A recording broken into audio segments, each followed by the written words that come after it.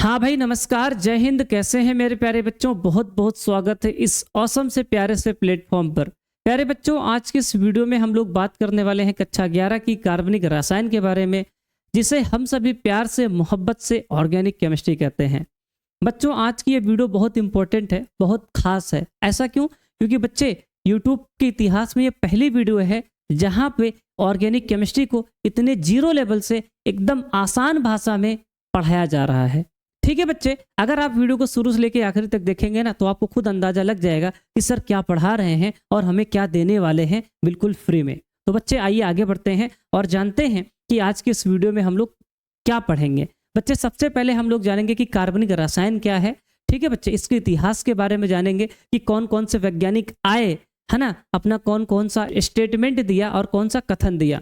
ठीक है बच्चे, उसके बाद हम लोग जानेंगे कार्बनिक यौगिकों का निरूपण कैसे किया जाता है। तो आइए मेरे प्यारे बच्चों, स्टार्ट करते हैं। सबसे पहले जानते हैं कि ऑर्गेनिक केमिस्ट्री क्या है। मेरे भाई बहुत ध्यान से देखिएगा, ऐसे यौगिक जिनमें कार्बन मुख्य तत्व होता है, यानी कि परिवार का मुखिया कौन है? कार्बन है, और वो हाइड्रोजन, ऑक्सीजन, नाइट्रोजन तथा सल्फर, हैलोजन आदि से जुड़ा होता है, उसे हम लोग क्या बोलते हैं मेरे प्यारे बच्चों? ऑर्गेनिक कंपाउंड बोलते हैं या फिर कार्बनिक यौगिक बोलते हैं। बहुत ध्यान से देखेंगे, जैसे मान लीजिए कार्बन है, ठीक है। कार्बन कभी हाइड्रोजन के साथ जुड़ेगा, कभी ऑक्सीजन के साथ जुड़ेगा, कभी नाइट्रोजन के साथ जुड़ेगा, कभी सल्फर के साथ जुड़ेगा। इन सब के साथ जुड़ करके एक यौगिक बनाएगा, जैसे CH4 बना लिया, C2H6 बना लिया, ठीक है, CH3OH बना लिया, और मेरे प्यारे बच्चे CH3NH2 बना लिया। इस तरह के यौगिकों का निर्माण करेगा कार्बन। किसके साथ जुड़ के? इन सभी तत्वों के साथ जुड़ के। तो मेरे बच्चे, फिर इन यौगिकों को हम लोग नाम देंगे कार्बनिक यौगिक या फिर ऑर्गेनिक कंपाउंड।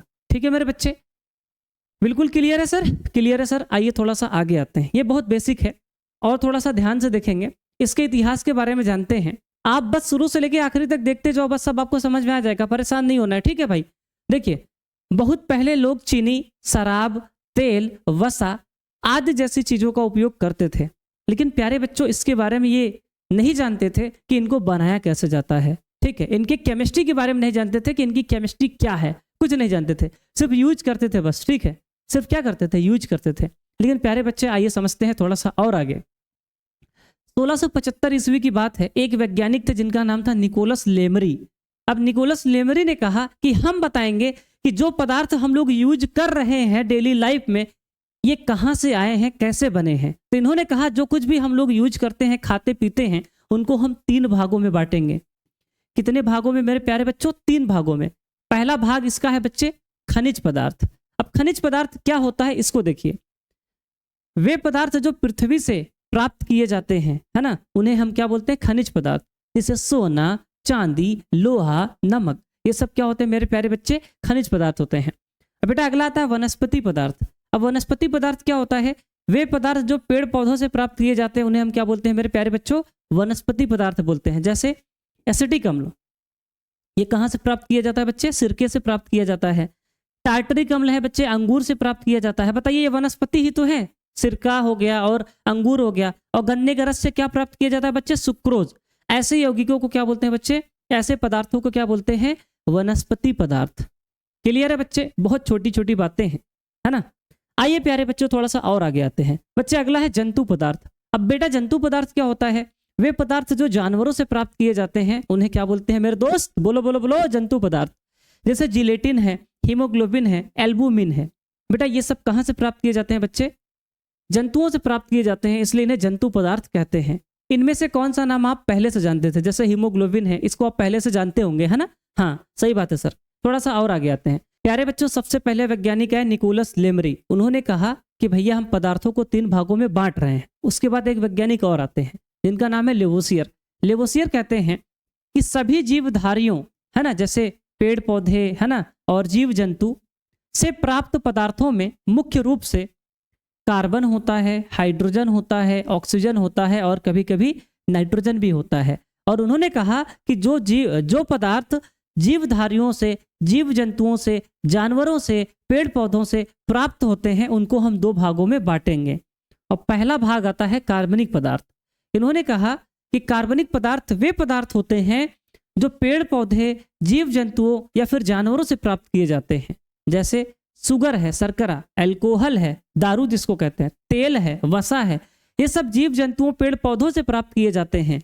इन्हें क्या बोलेंगे? कार्बनिक पदार्थ बोलेंगे, ऑर्गेनिक सब्सटेंस बोलेंगे। और इन्हीं के बारे में जब हम अध्ययन करते हैं, इन्हीं कार्बनिक पदार्थों के बारे में जब हम अध्ययन करते हैं तो बेटा उन्हीं को बोलते हैं कार्बनिक रसायन, यानी कि ऑर्गेनिक केमिस्ट्री बोलते हैं।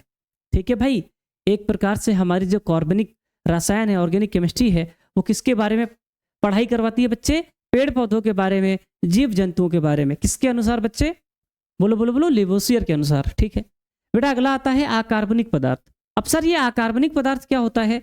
वे यौगिक जो जीवधारियों से नहीं बल्कि अन्य स्रोत जैसे खनिज, चट्टाने, मिट्टी, यानी कि कुल मिला के यार निर्जीव वस्तुओं से जो प्राप्त होते हैं उन्हें क्या बोलते हैं? अकार्बनिक पदार्थ बोलते हैं। जैसे नमक है ना, अमोनिया है, कैल्शियम कार्बोनेट है, इन सब यौगिकों को बच्चे हम लोग क्या बोलते हैं?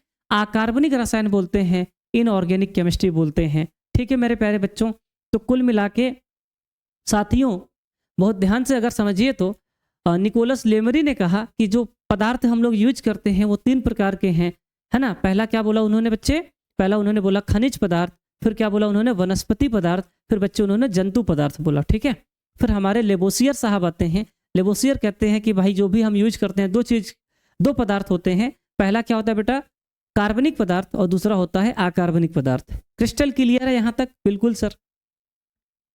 बेटा थोड़ा सा और अगर आगे आऊं मैं तो देखिए निष्कर्ष क्या निकला, इन सभी बातों का निष्कर्ष ये निकला कि भाई पहले ऐसा माना जाता था कि जो कार्बनिक यौगिक होते हैं सिर्फ जीव जंतुओं से ही बनाया जा सकता है, लेकिन बाद में वैज्ञानिकों ने प्रैक्टिकल करके, प्रयोग करके, प्रयोगशाला में ये सिद्ध किया कि भाई हम लोग लैब में भी कार्बनिक यौगिकों को बना सकते हैं। मेरी बात सुनिए, पहले ये मिथ था, है ना, ये बहुत बड़ी अफवाह फैली थी कि सर हम कार्बनिक यौगिकों को लैब में नहीं बना सकते। लोग कहते थे सिर्फ जीव जंतुओं से ही इसको प्राप्त किया जा सकता है, पेड़ पौधों से ही प्राप्त किया जा सकता है, लेकिन लैब में नहीं बना सकते। लेकिन भाई समय बीतता गया, नए नए वैज्ञानिक है, उन्होंने कहा हम लैब में कार्बनिक यौगिक को बना सकते हैं। ऐसी कोई बात नहीं है कि सिर्फ इन्हें जीव जंतुओं से ही प्राप्त किया जाए। ठीक है भाई, आगे की कहानी समझिए। यहाँ पे एक बहुत रोचक कहानी है। एक वैज्ञानिक थे जिनका नाम था बर्जीलियस। ठीक है, क्या नाम था बच्चे? बर्जीलियस। बर्जीलियस ने कहा था, भाई ये अपने टाइम का बहुत अच्छा वैज्ञानिक था, इसने कहा कि हम कभी भी अकार्बनिक, ठीक है, अकार्बनिक यौगिक से कार्बनिक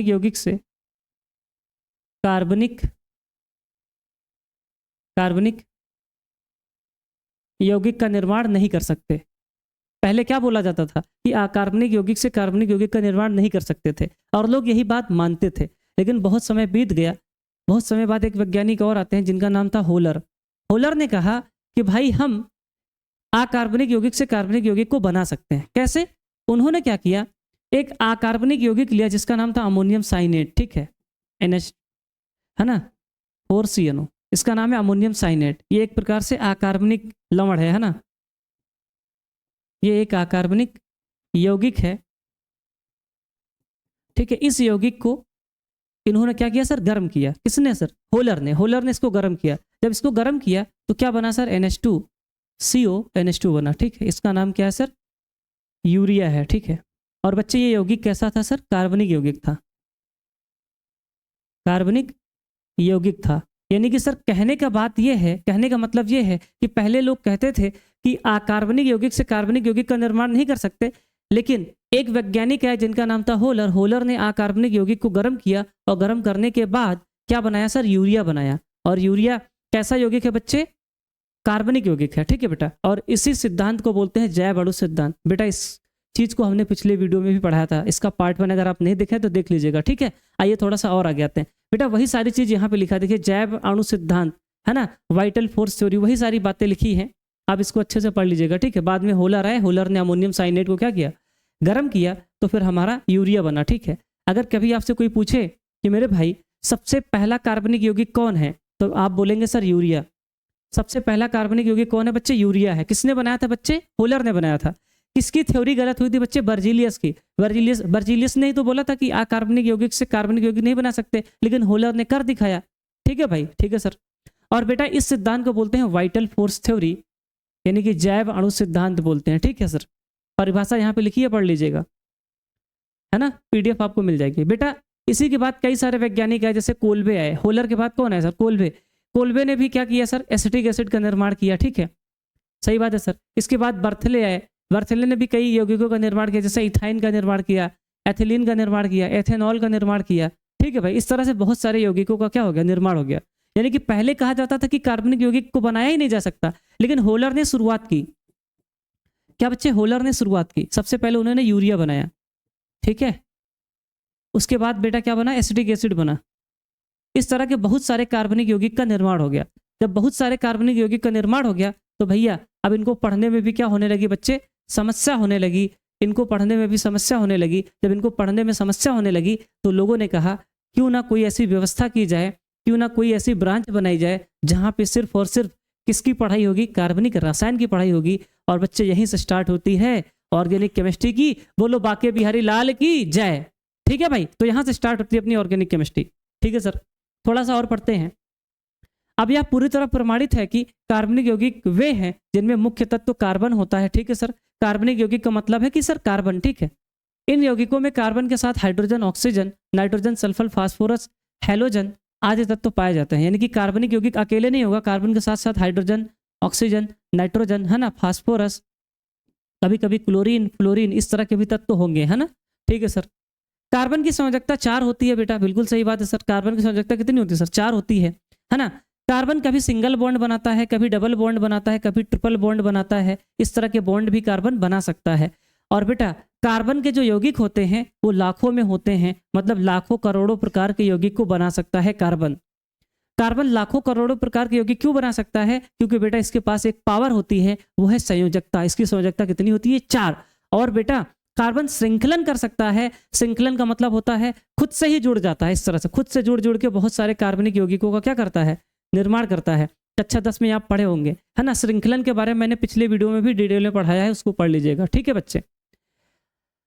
अब भाई यहाँ पे हमारा इंट्रोडक्शन कंप्लीट हुआ, ठीक है भाई। इतना आपको जानना है, इससे ज़्यादा नहीं जानना है, ठीक है। आपको अब याद क्या रखना है मेरे बच्चे? आपको सिर्फ इतना याद रखना है कि कार्बनिक रसायन का मतलब है ऐसे यौगिक जिनमें कार्बन होगा, उसके साथ हाइड्रोजन होगा, ऑक्सीजन होगा, नाइट्रोजन होगा, इस प्रकार के तत्व उसके साथ जुड़े होंगे और एक यौगिक का निर्माण करेंगे और उस यौगिक को क्या बोलेंगे? कार्बनिक यौगिक बोलेंगे, ठीक है मेरे भाई। सर क्लियर है? क्लियर है। अब ध्यान से देखेंगे बच्चे आगे क्या लिखा है। कार्बनिक यौगिकों का निरूपण, रिप्रेजेंटेशन ऑफ कार्बनिक यौगिक। यानी कि सर बहुत सारे कार्बनिक यौगिकों की खोज तो हो गई, लेकिन अब इनको प्रदर्शित कैसे करेंगे? मान लीजिए भाई इस तरह से बहुत सारे यौगिक होंगे, ऐसे बहुत सारे कार्बन के यौगिक होंगे, इनको कैसे लिखा जाएगा? क्या बार बार हम इतने बड़े बड़े यौगिकों को लिखेंगे? तो सर नहीं, इनके लिए एक तरीका बनाएंगे। तरीका क्या है बेटा? ध्यान से देखेंगे। पहला आता है आणविक सूत्र, मॉलिक्यूलर फार्मूला। क्या आता है बच्चे? आणविक सूत्र यानी कि मॉलिक्यूलर फार्मूला। बेटा ये फार्मूला किस प्रकार का होता है? जैसे C2H6 लिखा है ना, C2H4 लिखा है, इस प्रकार का अगर सूत्र लिखा होगा जिसको बोलेंगे आणविक सूत्र यानी कि मॉलिक्यूलर फार्मूला, ठीक है भाई। कभी भी अगर इस प्रकार का सूत्र लिखा है C3H8, है ना, C4, 4 दूनी 8 2 10, है ना, तो बेटा इसको क्या बोलेंगे सर? आणविक सूत्र बोलेंगे, है ना, ठीक है सर। देखिए यह सिर्फ बताता है कि कंपाउंड में कितने और कौन कौन परमाणु हैं। बेटा इस फार्मूले को देखकर आपको क्या लग रहा है कि सर कार्बन 2 है, हाइड्रोजन 6 है और ऑक्सीजन 1 है? बोले यार, इसी के बारे में जानकारी प्राप्त होती है। इसमें परमाणु की, है ना, जुड़ने की कोई जानकारी नहीं मिलती, इनकी कनेक्टिविटी के बारे में कोई जानकारी नहीं मिलती कि भाई कार्बन कैसे जुड़ा है, सिंगल बॉन्ड से जुड़ा है कि कैसे जुड़ा है, इसके बारे में कोई जानकारी यहाँ से नहीं मिलती है। सिर्फ और सिर्फ हमें पता चलता है कि कौन कौन से परमाणु हैं और कितने हैं, ठीक है। जैसे कार्बन है, हाइड्रोजन है, ऑक्सीजन है ना, और ये कितने हैं सर? 2 है, 6 है और 1 है। इस प्रकार की जानकारी मिलती है। और बेटा इस प्रकार के सूत्र को बोलते हैं अणु सूत्र या फिर आणविक सूत्र या फिर मॉलिक्यूलर फार्मूला, ठीक है सर। क्लियर है सर। बेटा दूसरा आता है लुईस संरचना। क्या आता है बेटा? हिंदी में इसको बोलते हैं लुईस संरचना। अब बेटा लुईस संरचना क्या होती है? बहुत ध्यान से देखेंगे। जैसे इसमें सभी, है ना, एटम्स, बॉन्ड्स और लोन पेयर दिखाई देते हैं, मतलब दिखाई देते हैं। कैसे? जैसे आपके सामने एक फार्मूला है C2H6O। C2H6O बेटा ये क्या है? एक मॉलिक्यूलर फार्मूला है। क्या है सर? मॉलिक्यूलर फार्मूला है सर, बिल्कुल सही बात है। अगर ये मॉलिक्यूलर फार्मूला है तो सर ये लुईस संरचना कैसे बनाएंगे इसकी, यानी कि लुईस स्ट्रक्चर कैसे बनाएंगे? तो बेटा देखो इसमें क्या होता है, सभी परमाणु के बॉन्ड और लोन पेयर को दिखाते हैं ना, जैसे ऐसे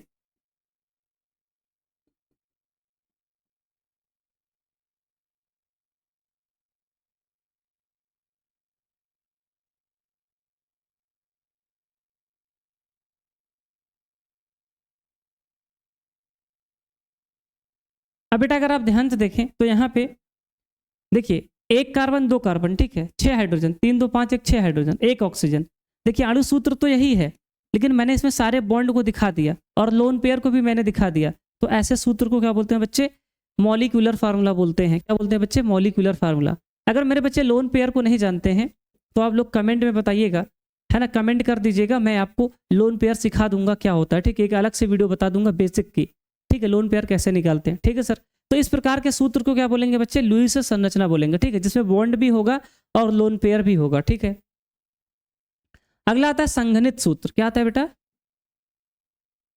संघनित सूत्र।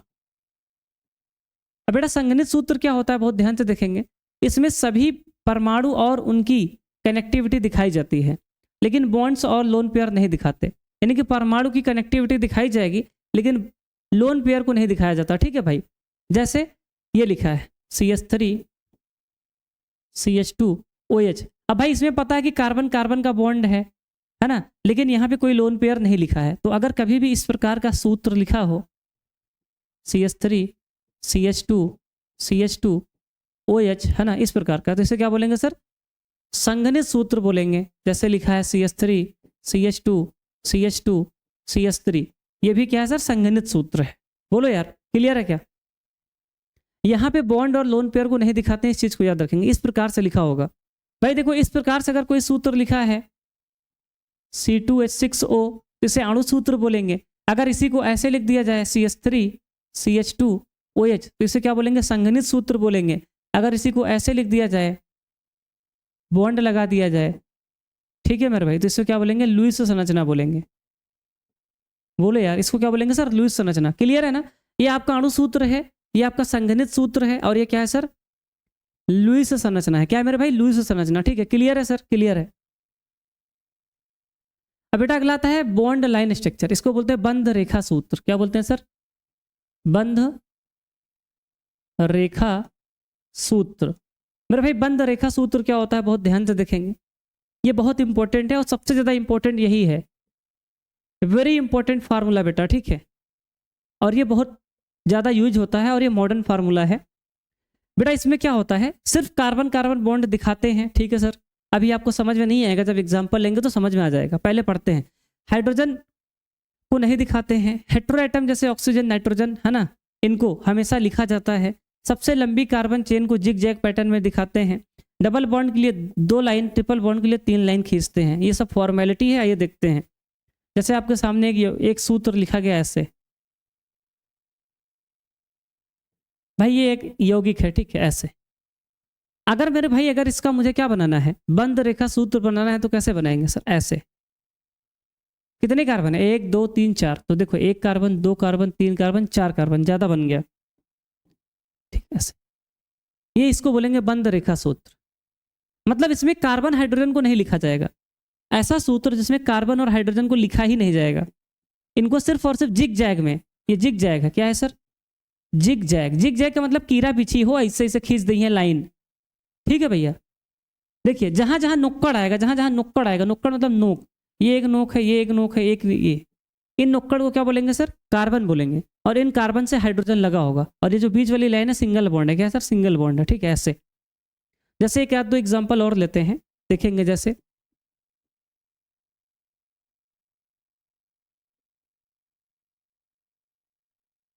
भाई इसको कैसे बनाएंगे? कितने कार्बन है सर? 5। 1 2 3 4 5, 5 कार्बन बना दिए ना, हो गया। बीच में ये क्या है सर? सिंगल बॉन्ड है, ऐसे। अब सबके साथ हाइड्रोजन लगा है। जैसे अगर इसको मुझे बनाना है तो इस तरह कैसे बनाएंगे? 1 कार्बन 2 कार्बन 3 4 5। पहले 5 कार्बन ऐसे बना दो, 5 कार्बन बना दिए। अब बेटा बताओ, ये सिंगल बॉन्ड बना है तो कार्बन की संयोजकता कितनी होती है सर? 4। तो अब एक बॉन्ड बनाया तो कितने हाइड्रोजन चाहिए सर? 3। तो 3 हाइड्रोजन ऐसे लिख दो। अब यहाँ पे कितने हाइड्रोजन सर? 2 बॉन्ड बनाया तो सर 2 हाइड्रोजन चाहिए। यहाँ पे भी 2 चाहिए, और यहाँ पे भी 2 चाहिए, और यहाँ पे कितने सर? 1 बॉन्ड बनाया है तो इसको 3 हाइड्रोजन चाहिए, क्योंकि 4 होती है संयोजकता। ये वही तो है। बोलो यार। जैसे मैं एक और लिखता हूँ,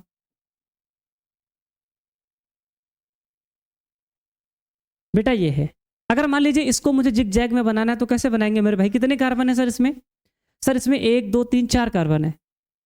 1 2 3 4 कार्बन बना दिया मैंने, बिल्कुल सर। अब बेटा देखिए, एक कार्बन, दो कार्बन, तीन, चार, दूसरे कार्बन पे और तीसरे कार्बन पे डबल बॉन्ड लगा है, तो पहला कार्बन, दूसरा कार्बन, तीसरा कार्बन, दूसरा तीसरे पे एक लाइन खींच दो। और इसका मतलब क्या है सर?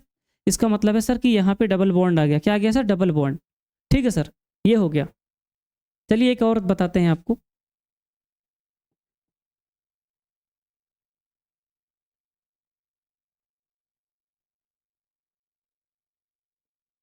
बेटा ये है, हाँ। अब इसमें कितने कार्बन है बच्चे? 4। अगर इसमें 4 कार्बन है तो देखो 1 2 3 4, है ना। अब बेटा देखिए दूसरे कार्बन पे क्या लगा सर? Br लगा है ऐसे, ठीक है। तो हो गया, Br लगा देंगे। कुल मिला के देखिए, कार्बन हाइड्रोजन को नहीं लिखेंगे, बाकी जो भी आएगा कार्बन हाइड्रोजन के अतिरिक्त, कार्बन हाइड्रोजन के अतिरिक्त जो आएगा, जैसे ऑक्सीजन, नाइट्रोजन, क्लोरीन, फ्लोरीन, इस तरह के तत्वों को हमको लिखना है। क्या करना है सर?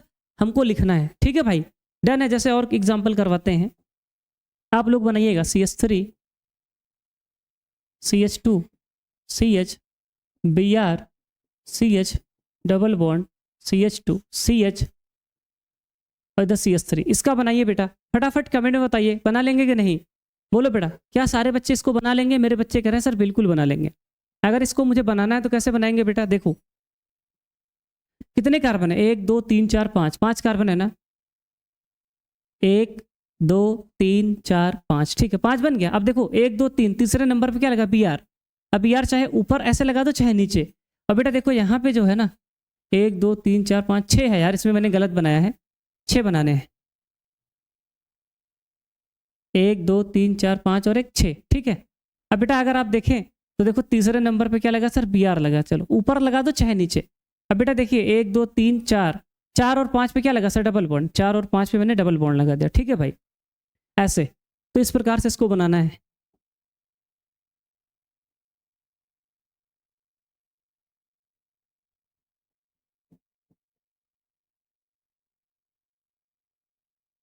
बेटा इसको कैसे बनाएंगे बताओ जरा जल्दी से, सारे बच्चे बनाएंगे इसको। बेटा देखो इसको ऐसे बनाना है। देखो इसमें कितने कार्बन है? 1 2 3 4, पहले 4 कार्बन बना दो। देखो 1 2 3 4, थोड़ा अच्छे से बनाए। 1 2 3 और 4, 4 बन गए। अब बेटा देखो तीसरे कार्बन पे क्या लगा है? एक ऊपर लगा है, एक नीचे लगा है। एक लाइन खींचोगे इसका मतलब CH3 है, ठीक है। ऐसे एक लाइन खींच दिए, इसका मतलब CH3 है, ठीक है। इस मेन कार्बन से जुड़ा होगा, ठीक है। तो देखो एक CH3 ये हो गया, एक CH3 ये हो गया, ऐसे। ठीक है, ठीक है सर। जैसे मान लो मैंने ऐसे बना दिया, इसको कैसे बनाओगे सर? सर ये बड़ा सिंपल है, 3 कार्बन है तो 3 कार्बन खींच दीजिए। सर 3 कार्बन हो गया। अब क्या करिए, एक ऊपर लगा दीजिए, एक नीचे लगा दीजिए, हो गया ऐसे, है ना। ठीक है सर, हो गया ना। देखो ये, और ये वाला क्या हो गया सर? ये और 3, 1 कार्बन, 2 कार्बन, 3 कार्बन, ऐसे बना लेंगे। ठीक है बेटा, गुड गुड, वेरी गुड। और सिखाते हैं आपको।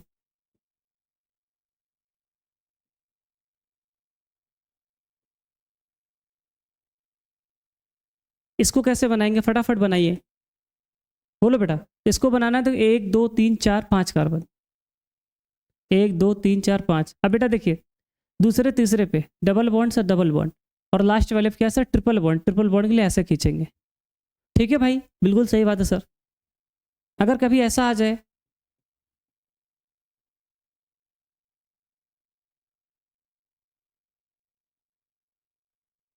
तो इसको कैसे बनाएंगे मेरे भाई? तो इसको बनाने के लिए क्या करना है? 1 2 3 4 5 कार्बन है, 1 2 3 4 5, 5 हो गया। अब बेटा देखेंगे तीसरे पे 1 है, 2 है, 3 है, 4 है, 5, ठीक है। अब देखो तीसरे पे क्या लगा है सर? तीसरे पे सर Br लगा है। तो बेटा चौथे पे क्या लगा है? OH लगा है, बन गया। अब चाहे ऊपर लगा दो चाहे नीचे लगा दो, बात देखिए। ठीक है भाई, तो इस प्रकार से आप लोग किताब में दिया, प्रैक्टिस करिएगा। ठीक है, तो आज हमने सीख लिया कि सर हमारा कार्बनिक यौगिक क्या होता है, ऑर्गेनिक केमिस्ट्री क्या होती है, और बच्चे हमने ये भी सीखा कि बच्चे कि कार्बनिक यौगिकों का निरूपण कैसे करते हैं। इस प्रकार से हमने आज बेसिक पार्ट को खत्म कर लिया। बच्चे आने वाले क्लासेस में हम लोग सीखेंगे IUPAC नामकरण के बारे में। ठीक है, तो आप सभी लोग अपना प्यार सपोर्ट बनाए रखिएगा। वीडियो अच्छी लगी हो तो वीडियो को लाइक कर देना, चैनल पर सब्सक्राइब कर देना और शेयर कर देना। और ऐसे ही आपके लिए हम मजेदार और सरल भाषा में कंटेंट लेकर आते रहेंगे। चलिए बच्चे, मिलते हैं next video. Thank you so much, love you all, Radhe Radhe.